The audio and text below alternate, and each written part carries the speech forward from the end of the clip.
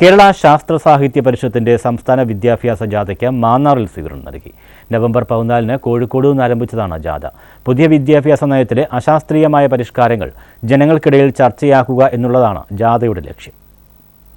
മാന്നാറിൽ രാവിലെ 11 മണിക്ക് എത്തിയ ജാഥയെ സംഘാടക സമിതി ചെയർപേഴ്സൺ, മാന്നാർ ഗ്രാമപഞ്ചായത്ത് പ്രസിഡന്റ് ടി വി രത്നകുമാരി, മേഖലാ കമ്മിറ്റി അംഗം PN ശെൽവരാജൻ, മേഖലാ vice president Laji Joseph, Rajan Nedunthara, Elizabeth Saji, Ratheesh Krishnankutty, doctor Gangadevi, Annamma Baby, Padmavathi Vasukkuttan, Suresh MV, MA Shukkoor, Anuja Madhu, TK Harikumar, Suma Roy എന്നിവർ ചേർന്ന് സ്വീകരിച്ചു.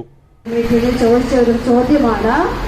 അവർ പറഞ്ഞത് ഹയർ സെക്കൻഡറി വരെ എത്തിച്ചേരുമ്പോൾ ഈ കുട്ടികൾക്ക് എഴുത്തും വായനയും അറിയില്ല എന്നുള്ളതാണ്. അതായത് ഫുൾ A+ മേടിച്ച കുട്ടികൾക്ക് പോലും എഴുത്തും വായനയും അറിയില്ല എന്നൊരു കാര്യം. ശരിക്കും അതൊരു ഞെട്ടലുണ്ടാക്കുന്ന പ്രസ്താവനയായിരുന്നു. ഞാനൊരു ഹയർ സെക്കൻഡറി അധ്യാപികയായിരുന്നു.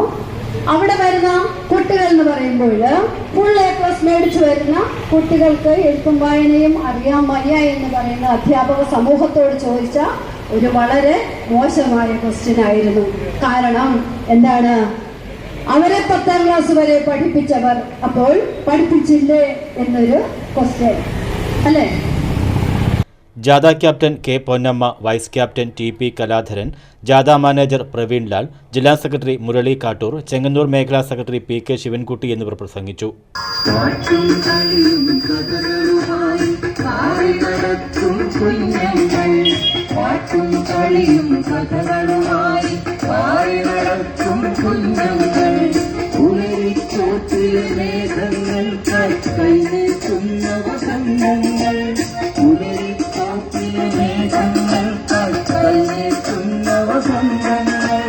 ചെങ്ങന്നൂർ മേഖലാ കമ്മിറ്റി അംഗം TS ശ്രീകുമാർ അധ്യക്ഷത വഹിച്ചു. ഡിസംബർ 10-ന് ജാഥ തിരുവനന്തപുരത്ത് സമാപിക്കും.